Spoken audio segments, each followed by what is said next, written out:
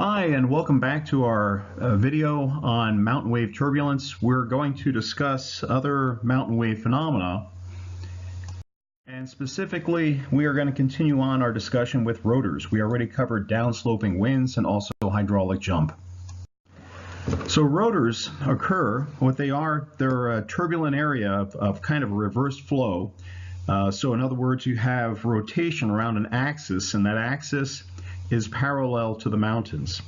So what we're looking at here in this picture is actually a cross-section through the mountains and also a cross-section through the rotor. So the rotor you can think of as having a center, and that center is the axis of rotation.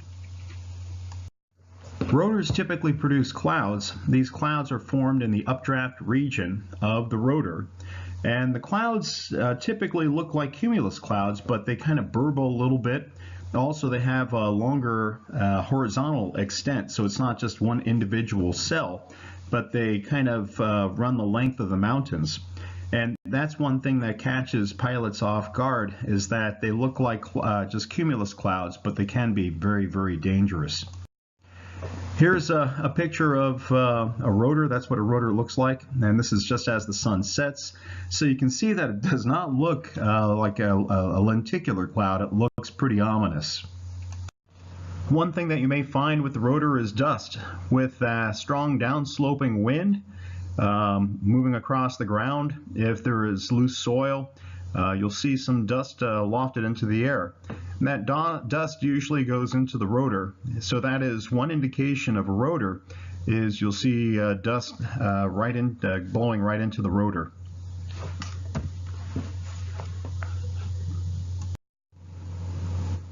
Here's a picture taken by Bob Simmons back, I think it was 1951 or 1950. Bob Simmons was a glider pilot. He ran Bishop Air Service in Bishop, California for years. Died in 1958, but on this particular day he was flying a cloud seeding mission for I think it was Consolidated Edison, California. He flew a P-38 Lightning. It was an old Army Air Force surplus P-38 Lightning, and he was in the wave. He shut down both engines on the P-38 and continued to climb. He flew actually for an hour with the engine shut down in this wave.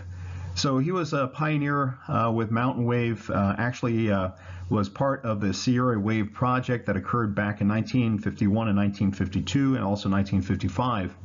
But he took this picture, and it's a great picture. It shows the strong downsloping winds coming over the mountains. What you see here is you're looking to the south towards Mexico. This is Southern California. To the right is Los Angeles and also the ocean. To the left is Nevada. So you're downwind of the mountains here. He's of course in some up air. He's got a good updraft where he is. But you can see the strong downsloping winds kicking up the dust at the surface. The dust is blowing into the rotor. The rotor is producing clouds. That's over on the left. You can see those clouds in the updraft portion of the rotor. So this is what you would visualize as being a hydraulic jump with the rotor. And that interface between the rotor and the hydraulic jump is where that dust and the clouds meet, right there. So the type of patterns that produce rotors are either blocked flow, vertically propagating waves, or trapped lee waves. You can have rotors with both types of waves, vertically propagating and trapped. Usually with the hydraulic jump, the rotor is very vicious. Usually it occurs, of course, with the block flow and also with vertically propagating waves. The rotor typically is found where you find the end of the strong downsloping winds. So in other words, it's right where the hydraulic jump is located. That's typically usually about 20 to 50 miles downwind of the mountaintop. And it goes a few thousand feet above the mountaintop. Usually, if the mountains are 12,000 or 14,000 feet, you might find the rotor up to about maybe 15,000, 16,000 feet or so. And then literature that I've read said that these rotors can advect downwind. Of course, the worst turbulence that you'll have with mountain wave usually is found in the rotor and the hydraulic jump interface. Now with trap lee waves, remember trap lee waves are a little bit different than the vertically propagating wave. These are found at lower altitudes, and the rotors are not as vicious, but they can be pretty strong. The worst rotors you'll find is with the hydraulic jump, but with trap lee waves, you'll find turbulence at low altitudes, and the rotor is typically found underneath the altocumulus standing lenticulars, or if there are any found in the atmosphere there. And remember that trap lee waves, you may have several waves 100 miles downwind. As you get farther and farther downwind, the rotors get weaker and weaker. So here's a picture showing you the rotor at low altitudes, and then at high altitudes or higher, a little bit higher, is where you find the lenticular cloud. Remember, lenticular clouds form in the crests of waves, and the rotor is found in the below the crest of a wave at low altitude.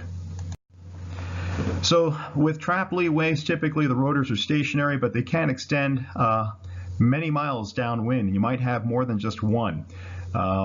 But as I said, they usually get weaker as you progress farther downwind. And of course, these rotors are found at lower altitudes, since it's a trap lee wave, usually below the mountaintop.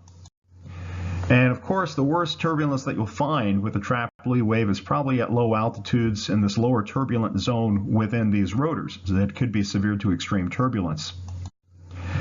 And some of the hazards that you'll have with rotors, of course, since they're a horizontal vortex, they can flip the aircraft over. In other words, they may exceed the roll authority of the aircraft. You may have your ailerons cranked in one direction and the airplane's banking and turning over in the opposite direction. They've documented with LiDARs that these rotors can be up to 20 knots in strength. So you can lose control of aircraft at low altitudes if you're flying near rotors. Another phenomenon that you find in the mountains is Kelvin-Helmholtz waves. And Kelvin-Helmholtz waves, of course, are shear-induced waves, typically with a stable atmosphere. Stable atmosphere means that you have typically colder air down low and warmer air aloft, and a shear zone also. And right at that interface is where you start to see these waves develop. Of course, these waves are pretty. They produce really nice clouds. We talked about this already in shear turbulence, so I'm not going to go into great detail. But you tend to find them more commonly in mountainous areas where there's more shear. Typically with trap lee waves, you're going to find a lot of shear, and sometimes you'll have altocumulus standing lenticular clouds with Kelvin-Helmholtz waves on top of those because of the shear layer. And remember, we said that trap lee waves typically have strong shear. So that wraps up our discussion of other weather phenomena. You've got another video coming up on how to fly mountainous wave or mountain wave, and also how to fly in the mountains.